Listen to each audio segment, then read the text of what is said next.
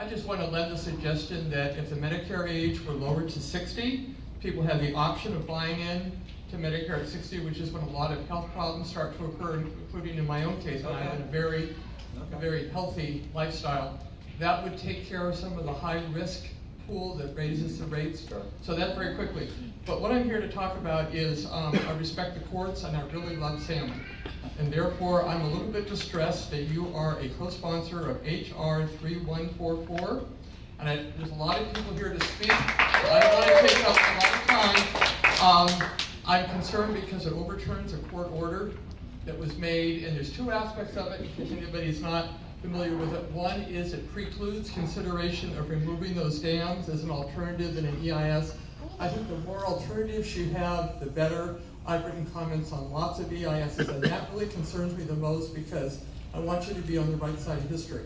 When you're an old man, and I want you to see those Snake River runs restored with the removal of those dams. I think it's going to happen, not necessarily because of salmon advocates, because those dams are getting old and they're getting silted behind them.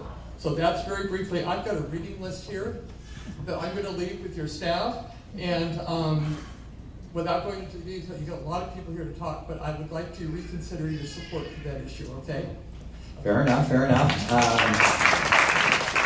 We'll look at that. I guess my initial take, and I've been in Congress a little while, and actually was in the state legislature a little while before that as a part-time deal, you know, and frankly, I felt, in my opinion, the science was on the other side, based on the extensive work done by BPA, National Marine Fisheries Service, U.S. Fish and Wildlife, numerous other groups that they worked pretty hard for a bunch of years to come up with this latest buyout. It is different than the previous ones. It did not have dam removal in it, you are correct. And then we had a relatively new judge who I respect a lot, come in and said that this is not appropriate, this is not a good solution.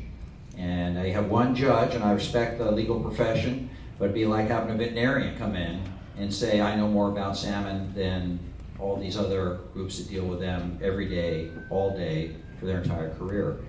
I will tell you, however, I've gotten lots of letters and notifications from folks about, come on now, you know, we think they erred in certain points of scientific information, and so I've made a commitment to a bunch of our local environmental groups, particularly worried about the salmon, and some of our fishermen and women. It's not just an environmental, there are a lot of fishermen and women very concerned about this, and said, excuse me, I'm willing to sit down, send me some information, send me you know, what you're looking at. This will be helpful. I'll run it up the flagpole with some of these other groups that I just talked about that supposedly had different conclusion, see what they say, and you know, I'm not right all the time. I'm willing to look at it again.